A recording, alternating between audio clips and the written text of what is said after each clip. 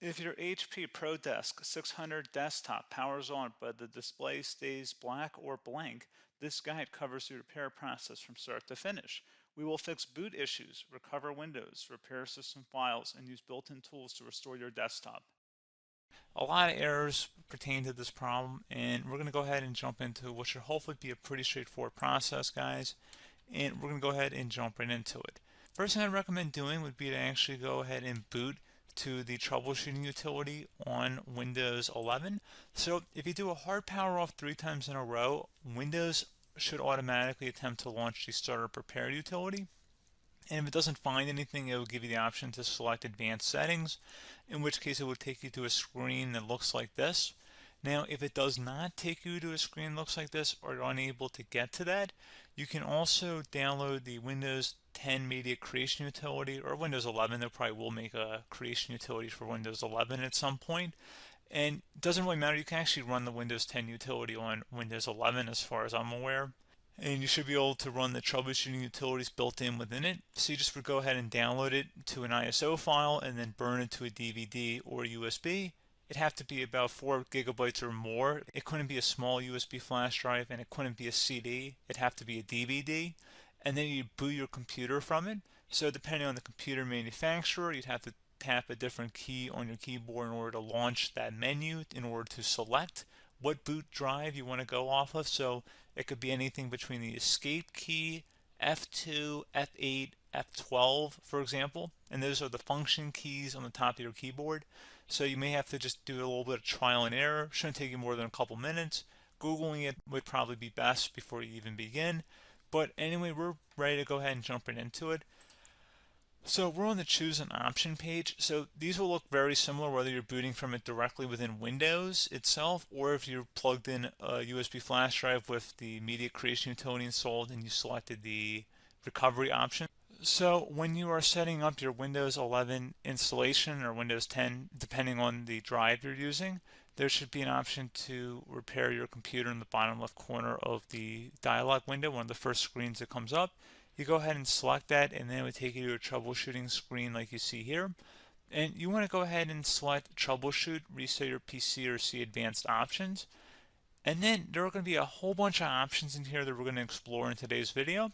The first one, we're going to actually go underneath advanced options and then select startup repair, fix problems that keep Windows from loading. So go ahead and select that first.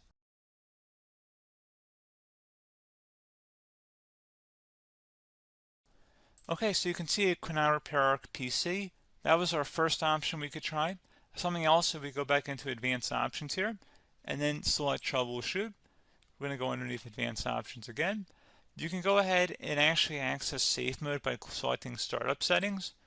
And then if you select the restart button, you have the option on the screen select safe mode with networking, which will give you a key on the screen. It'll tell you which key to press to enter that.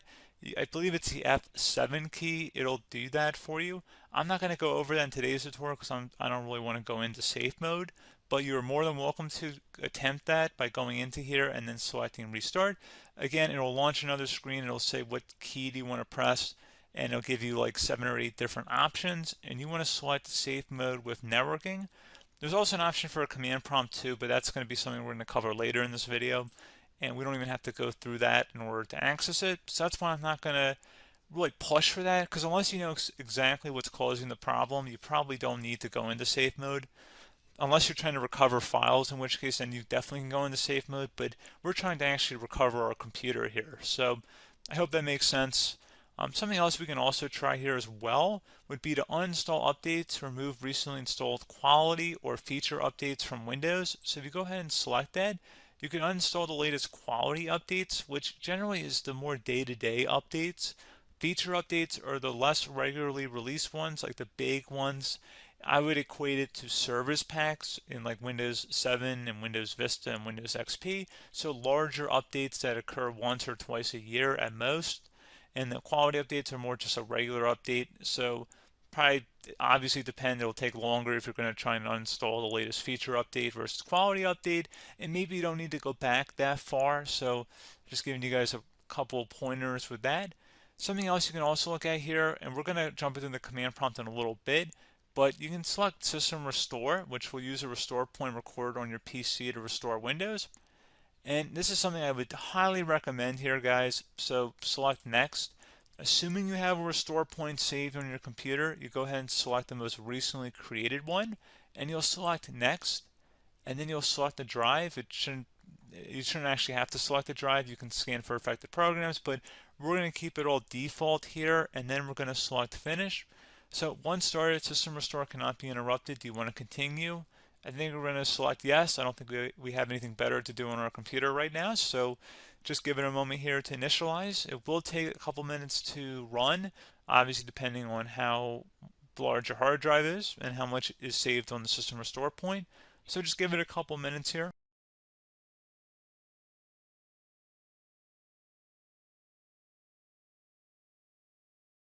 Okay, so you can see the system has been restored successfully.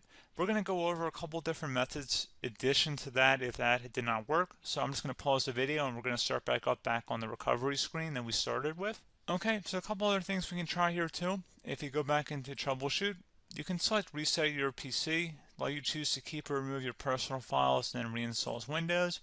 You can select to keep my files, which will remove apps and settings but keeps your personal files. You can also select remove everything, which will remove all of your personal files, apps, and settings. So this is more of a factory reset, the second option here. First option, it should not delete all of your personal files. However, it will pretty much clear most of your programs, and keep in mind, there's no guarantee that your information, number one, is even still available and easily recoverable on your computer to the point that you actually would be able to recover anything. And the second point is that there's always a chance that it won't actually recover and it will just do a factory reset anyway. So there's no guarantee that actually would keep your files anyway. So I would recommend trying to get a recovery tool and backing that up first before selecting it anyway. But again, those are a couple of different options. And then something else you can try here, if you go back to the choose an option. Another option, if you go underneath choose an option and select troubleshoot, advanced options, and now select where it says command prompt. Okay, so the first thing we should do is type our main hard drive here. In most cases, it should be the C drive. So you just do a C colon and then hit enter on your keyboard. So once you're underneath the C drive, we're going to type in dir and then hit enter on your keyboard. It should have program files, users, and Windows all in there. That's how you know you're in the right directory.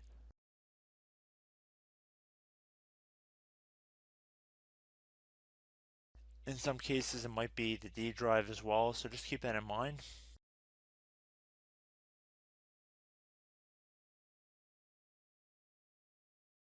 Next thing we're going to do is type in cd space / Windows / system 32 / config, and then you're going to hit enter on your keyboard.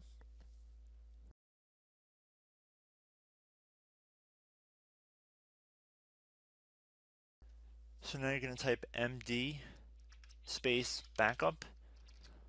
If you've seen other tutorials, it might also say to put down md backup. That's because the backup name is pretty common when you want to back something up. So you can name this whatever you want, doesn't have to be backup. So if you've already made a backup folder in the past, you could do backup 1, for example. So once you're done setting the name you want the backup to be called, hit enter on your keyboard again.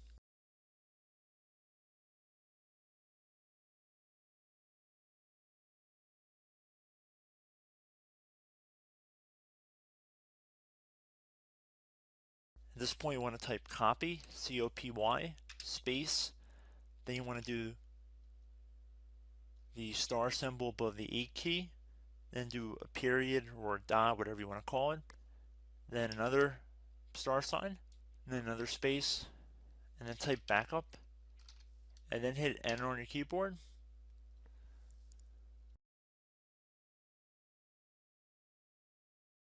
Now you want to type cd reg back, R-E-G-B-A-C-K, and then hit enter on your keyboard. So now that we are under the reg back, so now you want to type dir again, and then hit enter.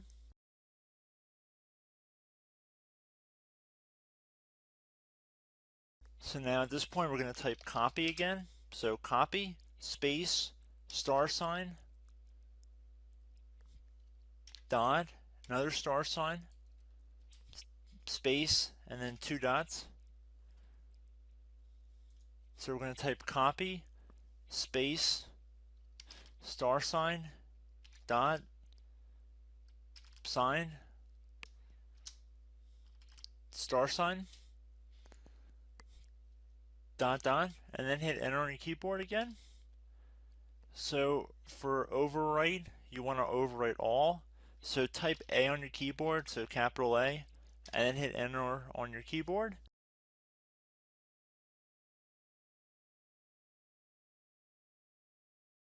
So at this point you should be good to go. You can close out of the command prompt window, and if you accidentally continue to Windows 10 you should be all set.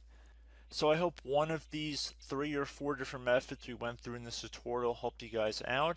Again, I'm not sure if you guys heard me earlier, but try to go back into your safe mode if possible and uninstall any programs you know might be conflicting with the Windows startup if you can get into safe mode.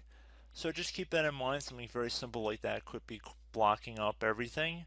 So again, I hope this tutorial helped you guys out, and I will catch you in the next tutorial. Goodbye.